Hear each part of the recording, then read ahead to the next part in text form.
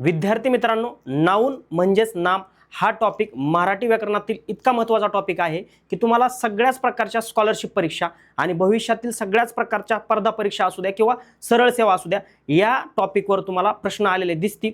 आणि नाम कसं ओळखायचं, नाऊन कसं ओळखायचं ते या व्हिडिओच्या माध्यमातून मी तुम्हाला सांगणार आहे. तो व्हिडिओ तुम्ही अगदी शेवटपर्यंत बघायचा आहे. बघा, नामची व्याख्या काय, नाऊन म्हणजे काय, ज्या शब्दाने व्यक्ती, वस्तू, प्राणी, पक्षी, ठिकाण, पदार्थ, गुण किंवा भाव याचा बोध होतो.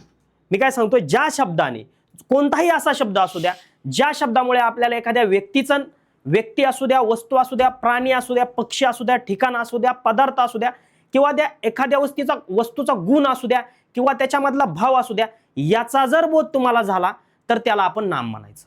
म्हणजे थोडक्यात काय सांगायचं, तर नाव सांगणारा शब्द म्हणजे नाव, म्हणजे नाव सांगणारा प्रत्येक शब्द. मग ते कशाचा, स्थळाचा असू द्या, एखादं स्थळ असू द्या, एखादा व्यक्ती असू द्या, एखादा प्राणी असू द्या, एखादं ठिकाण असू द्या, एखादा भाव असू द्या, एखादा गुण असू द्या. मग बघा, या ठिकाणी उदाहरणं तुम्हाला दिसतील. व्यक्ती म्हणजे अनेक व्यक्तींची नावं तुम्हाला असते. राम, सीता, शिक्षक, हे व्यक्तीचं नाव आहे. ठीक आहे, व्यक्ती. किंवा वस्तू म्हणजे पुस्तक आहे, टेबल आहे, पेन आहे. किंवा प्राणी, वाघ आहे, गाय आहे, कुत्रा आहे, हे म्हणजे प्रत्येक नाम आहे, प्रत्येकाचं नाव आहे. हा, त्याच्यानंतर ठिकाण, मुंबई, पुणे, भारत, हे जे आहे हे ठिकाण. गुण म्हणजे एखाद्या व्यक्तीचा गुण असेल, प्रामाणिकपणा असेल, शौर्य असेल, याला सुद्धा आपण काय म्हणायचं, नाम म्हणायचं. कारण व्याख्यामध्येच तुम्हाला काय सांगितलंय, ज्या शब्दाने व्यक्ती, वस्तू, प्राणी याचा किंवा भाव याचा बोध होतो, गुणाचा बोध होतो, त्याला आपण काय म्हणतो, नाम असं म्हणतो. मग नामाचे अनेक प्रकार आहेत. म्हणजे नाम वेगवेगळ्या प्रकारचं असतं. सामान्य नाम म्हणजे काय, सामान्य नाम म्हणजे आपण असं कोणालाही म्हणू शकतो, म्हणजे त्याच्यावर अनेक व्यक्ती, अनेक गोष्टी त्याच्यामध्ये येतात. ठीक आहे. त्यानंतर विशेष नाम असतं. विशेष नाम म्हणजे काय, एखाद्या व्यक्तीला तेच म्हणजे ते नाव घेतल्यानंतर आपल्याला डायरेक्ट ती व्यक्ती समोर दिसेल, म्हणजे ते विशेष नाम झालं. त्यानंतर भाववाचक नाम, ज्याच्यातनं भाव आपल्याला समजतो. एक गोष्ट आपण बघायला सुरुवात करू. पहिल्यांदा आपण काय बघायचं, सामान्य नाम आपल्याला बघायचं. बघा, सामान्य नामामध्ये तुम्हाला दिसेल एकाच जातीतील सर्व व्यक्ती किंवा वस्तूंना लागू होणारे नाम. ठीक आहे. एकाच जातीतील सर्व व्यक्ती किंवा वस्तू यांना लागू होणारे नाम. बघा, मुलगा म्हणजे एक कोणता विशेष मुलगा आहे का, अजिबात नाही. मुलगा म्हणजे त्याच्यामध्ये अनेक मुलं आलं, कारण सामान्य नाम आलं. विशेष नाम म्हणजे ते एखाद्या व्यक्ती, रोहन, मग पर्टिक्युलर रोहन तुमच्या डोळ्यासमोर दिसेल. ठीक आहे. मग त्यानंतर बघा, नदी म्हणजे नदी अनेक प्रकारच्या नद्या आहेत. म्हणजे तुम्हाला गोदावरी नदी आहे, गंगा नदी आहे, यमुना नदी आहे, भीमा नदी, चंद्रभागा नदी आहे, महाराष्ट्रात कृष्णा नदी आहे. म्हणजे नदी म्हणले की तुमच्या डोळ्यासमोर अनेक नद्या येतील. पण तुम्हाला जर मी पर्टिक्युलरली म्हणजे गंगा नदी किंवा कृष्णा नदी, भीमा नदी, गोदावरी नदी, मग तुमच्या समोर पर्टिक्युलरली गोदावरी नदीची, म्हणजे ते विशेष आलं. ठीक आहे. मग अशा प्रकारे शहर आलं. मी म्हणलं शहर, मग शहर अनेक आहे. मुंबई शहर आहे, सोलापूर शहर आहे, औरंगाबाद शहर आहे, म्हणजे छत्रपती संभाजीनगर शहर आहे, असे अनेक प्रकारचे शहर आहेत. ठीक आहे. मग शहर म्हणलं की तुमच्या डोळ्यासमोर अनेक शहरं दिसतील. परंतु मी जर म्हणलं छत्रपती संभाजीनगर शहर, मग तुम्हाला पर्टिक्युलर लक्षात येईल की छत्रपती संभाजीनगर अमुक या ठिकाणी आहे. म्हणून सामान्य नाम म्हणजे काय, सामान्यपणे बोललेलं, म्हणजे त्याच्यामध्ये तुम्हाला कळणार नाही की ते कोणाला उद्देशून बोललेलं. ठीक आहे. मग ते आलं सामान्य नाम.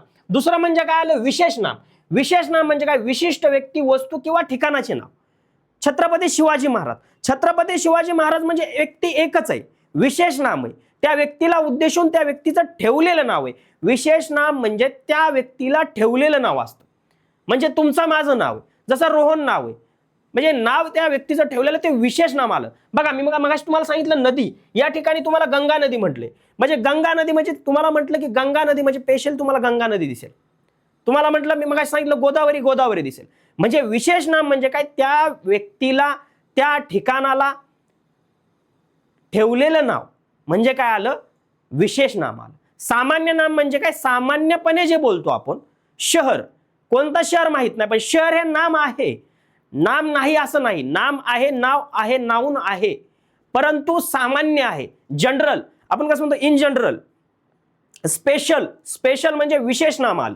ठीक आहे. मग महाराष्ट्र बघा, या ठिकाणी उदाहरणं आहेत. महाराष्ट्र, छत्रपती शिवाजी महाराज असेल किंवा गंगा नदी असेल, हे काय नाव आलं, विशेष नाम आलं विद्यार्थी मित्रांनो. आणि सामान्य नाम म्हणजे नदी असेल, शहर असेल, मुलगा असेल, विद्यार्थी असेल, अशा पद्धतीने. ठीक आहे.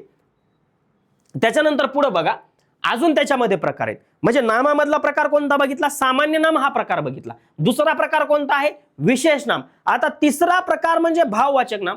एखाद्या वाक्यात भाव येतो. भाव म्हणजे काय असतं? सौंदर्य. सौंदर्य म्हणजे सुंदर. मग सौंदर्य हे नाम आहे, नाम तर आहे, परंतु भाववाचक, त्याच्यामधनं भावना कळतात. तो सुंदर आहे, तो विद्रूप आहे. ठीक आहे. मैत्री म्हणजे दोघांच्या मैत्रीतला त्याच्यामध्ये भाव आहे. म्हणजे भाव म्हणजे गुण म्हणजेच अवस्था, हे जे दर्शवणारे जे नाव आहेत त्याला काय आपण म्हणतो? भाववाचक नाम म्हणतो. आनंद. आता आनंद तुम्ही काय म्हणसाल? आनंद एखाद्या व्यक्तीचं नाव असतं, 100%. आनंदाला आपण नाम म्हणू, पण आनंद हे नाम भाववाचक आहे, कारण त्याच्यातनं आनंद झालेला आहे, भाव आहे. ठीक आहे. मग आनंद हे नाव काय आलं? भाववाचक नाम आलं. कन्फ्युजन, एखाद्या वाक्यामध्ये तुम्हाला विचारलं जाऊ शकतं, आनंद भाववाचक नाम, विशेष नाम, सामान्य नाम. आनंद एका व्यक्तीचं सुद्धा नाव ठेवलेलं असू शकतं. ठीक आहे, असतंच. मग त्याला पण काय आलं? ते भाववाचक नाम आलं. त्यानंतर काय आलं? द्रव्यवाचक नाम. द्रव्यवाचक नाम थोडक्यात द्रव्यवाचक म्हणजे पदार्थ. कोणताही पदार्थ घ्या, सोनं घ्या, पाणी घ्या, दूध घ्या, दही घ्या, कोणताही पदार्थ, त्या पदार्थाचं नाव आहे ते, त्या पदार्थाला ठेवलेलं नाव आहे ते. ठीक आहे. परंतु तरी सुद्धा ते आलं काय? द्रव्यवाचक नाम आलं. द्रव्यवाचक नाम म्हणजे हे नाम आहेत, सगळे नाम आहेत. सामान्य नाम असू द्या नाम आहे, विशेष नाम असू द्या नाम आहे, भाववाचक असू द्या नाम आहे, द्रव्य हे नाम आहे. पण नामामधला तो प्रकार आहे. तुम्हाला परीक्षेमध्ये प्रश्न विचारला जाऊ शकतो की वरील वाक्यात भाववाचक नाम कोणतं? ठीक आहे. नाम एका वाक्यात अनेक असू शकतात. असं नाही की एका वाक्यामध्ये एकच सामान्य नाम येईल, ठीक आहे, एकच विशेष नाम येईल, अजिबात नाही. वाक्यात नाम तुम्हाला अनेक येतील, परंतु ते नाम कोणतं हे तुम्हाला त्या ठिकाणी ओळखता आलं पाहिजे. आता समूहवाचक नाम म्हणजे काय? समूहवाचक म्हणजे एखाद्या गोष्टीचा समूह. मग विद्यार्थ्यांचा समूह असू शकतो. विद्यार्थ्यांचा समूह म्हणजे वर्ग जर घेतलं, हे नाम आहे, वर्ग हे नाम आहे, परंतु समूहवाचक आहे, कारण वर्गामध्ये अनेक विद्यार्थ्यांचा समूह आहे. त्यानंतर हरणांचा कळप हे नाम आहे, पण त्यांना समूहवाचक का म्हणलं? कारण कळप म्हणजे अनेक, त्या कळपामध्ये प्राणी आले. ठीक आहे. अनेक प्रकार म्हणजे त्याच्यामध्ये हरणांचा कळप आला. कळप हे नाम आहे, परंतु हरणांचा कळप आहे म्हणजे समूह आहे. ठीक आहे. सैन्य. आता सैन्य म्हणजे एक नाम आहे का? सामान्य नाम आहे का? नाही. सैन्य म्हणजे काय आलं? सैन्यांची तुकडी आली, त्याच्यामध्ये अनेक प्रकारचे सैन्य आलं. अशा पद्धतीने नामाचे प्रकार काय येतात? सामान्य नाम, विशेष नाम, भाववाचक नाम, द्रव्यवाचक नाम आणि समूहवाचक नाम. मग याच्यातनं तुम्हाला एका शब्दामध्ये लक्षात आलं पाहिजे. समूहवाचक म्हणजे तुमच्या लक्षात लगेच गोष्ट येते की समूह म्हणजे गट आलं. ठीक आहे. द्रव्य म्हणजे पदार्थ आलं, पाणी आलं, दूध आलं, त्याच्यानंतर सोनं आलं, चांदी आलं, हे झाले पदार्थ. भाववाचक म्हणजे ज्या नामातून तुम्हाला भाव जाणवेल, मग ते सौंदर्य असेल, मैत्री असेल, दुःख असेल, आनंद असेल, ज्या गोष्टी असतील ते भाववाचक नाम आलं. विशेष नाम म्हणजे ठेवलेलं नाव आलं. ठेवलेलं नाम म्हणजे एखाद्या व्यक्तीला आपण म्हणलं रोहन, रोशन, ज्या पद्धतीचे नाव असतील ते काय आलं? विशेष नाम आलं. छत्रपती शिवाजी महाराज, विशेष नाम आलं. मुंबई हे शहर आहे, परंतु त्या शहराला विशिष्ट नाव दिलेले मुंबई, मग ते विशेष नाम आलं. त्यानंतर सामान्य नाम म्हणजे इन जनरल तुम्ही मुलगा म्हणू शकता, ठीक आहे, नदी म्हणू शकता. ठीक आहे. अशा पद्धतीने विद्यार्थी मित्रांनो, नाम ओळखणं खूप सोपं आहे, परंतु आपण अगोदर त्या नामाच्या प्रकारांचा अभ्यास केला पाहिजे. आपल्याला कळलं पाहिजे सामान्य नाम काय, विशेष नाम काय, भाववाचक नाम काय, द्रव्यवाचक नाम काय. ठीक आहे. अशा पद्धतीने जेव्हा तुम्हाला गोष्टी कळतील, जेव्हा तुम्ही सराव करसाल, त्यावेळी स्कॉलरशिप परीक्षा असू द्या, 7वीची स्कॉलरशिप परीक्षा असू द्या, कोणतीही स्कॉलरशिप परीक्षा असू द्या, ज्या ठिकाणी मराठी व्याकरण हा विषय आहे, तुम्हाला नाम, सर्वनाम, विशेषण, क्रियापद जे प्रकार तुम्हाला त्या ठिकाणी दिले जातील, तर 100% मी गॅरंटीने सांगतो तुमच्या हातातून मार्क जाणार नाही. ठीक आहे. आता मग व्यक्ती, वस्तू, ठिकाण काही बी असू द्या, त्याला काय म्हणायचं? नाम. हे व्यक्ती, वस्तू, ठिकाण, नाम म्हणजे काय? एखादी वस्तू, ठिकाण, व्यक्ती, प्राणी, स्थळ वगैरे या सगळ्या गोष्टींना आपण काय म्हणतो? त्या नावांना काय म्हणतो? नाम म्हणतो. मग त्याच्यामध्ये पण विशेष नाम म्हणजे विशिष्ट नाव, ठेवलेलं नाव. ठीक आहे. गुण किंवा भावना, ज्या वाक्यातून, ज्या शब्दातून आपल्याला गुण किंवा भावना समजतात ते भाववाचक नाम आलं.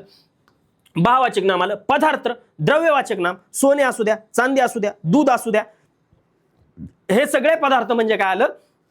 द्रव्यवाचक नाम आलं. गट म्हणजे एखाद्या व्यक्तींचा गट असू द्या, प्राण्यांचा गट असू द्या, सैन्यांचा समूह असू द्या, ज्या काय गोष्टी असतील, गट म्हणजे काय आलं, गट म्हणजे काय आलं थोडक्यात समूहवाचक नाव. विद्यार्थी मित्रांनो, इथपर्यंत तुम्हाला समजलं. नामाची व्याख्या तुम्हाला समजली. नामाची व्याख्या काय आहे? नामाची व्याख्या आहे कोणतेही व्यक्ती, वस्तू, बघा ज्या शब्दाने व्यक्ती, वस्तू, प्राणी, पक्षी, ठिकाण, पदार्थ, गुण किंवा भाव याचा बोध होतो त्याला आपण काय म्हणतो? नाम. व्याख्या सुद्धा तुम्हाला परीक्षेमध्ये विचारली जाते आणि खाली तुम्हाला ऑप्शन दिलं जातं नाम, सर्वनाम अशा पद्धतीचं. त्यानंतर मग थोडक्यात लक्षात काय ठेवायचं? नाव सांगणारा प्रत्येक शब्द, नाव सांगणारा प्रत्येक शब्द म्हणजे काय असतो? नाम असतं. बघा आता या ठिकाणी तुम्ही शिकला या व्हिडिओच्या माध्यमातून नाम कसं ओळखायचं, नाम म्हणजे काय, नामाचे प्रकार म्हणजे काय. तर या ठिकाणी तुम्हाला अभ्यास करण्यासाठी काय मी पॉईंट दिलेले आहेत बघा. याचं तुम्ही उत्तर मला कमेंटमध्ये सांगायचे. ठीक आहे. महाराष्ट्र हे सामान्य नाम आहे की विशेष नाम आहे की भाववाचक आहे की समूहवाचक आहे? मैत्री कसं आहे? गाय काय आहे? सोने काय आहे? कळप काय आहे? नामाचा प्रकार तुम्हाला ओळखायचा आहे. महाराष्ट्र हे विशेष नाम आहे का? मैत्री हे भाववाचक नाम आहे का? गाय हे कोणतं नाम आहे? सोने हे कसलं आहे? कळप म्हणजे जे काय नामाचे प्रकार तुम्हाला 5 प्रकार सांगितलं, सामान्य नाम, विशेष नाम, भाववाचक नाम, द्रव्यवाचक नाम, समूहवाचक नाम, याच्यामधला ह्या प्रकारात कोणत्या प्रकारात हे मोडतंय? मग हे तुम्हाला या ठिकाणी 10 शब्द दिलेचे आहेत, याची उत्तर तुम्ही मला कमेंटमध्ये द्यायचे. ठीक आहे. पुढं खालील वाक्यातील नाम तुम्हाला ओळखायचंय. खालील वाक्यातील तुम्हाला नाम ओळखायचंय. म्हणजे हे जे तुम्हाला 5 वाक्य, 4 वाक्य दिलेलीत मी, हे जे 4 वाक्य तुम्हाला दिलेलीत, या वाक्यातील नाम नेमकं कोणतं? मुलांनी नदी किनारी खेळ खेळला, आनंद हा जीवनाचा खरा खजिना आहे, वर्गातील सर्व विद्यार्थ्यांनी गृहपाठ पूर्ण केला, हिमालय भारताच्या उत्तरेस आहे. ह्या वाक्यातील नेमके नाम कोणते कोणते आहे? पहिल्या वाक्यात किती नाम आहेत?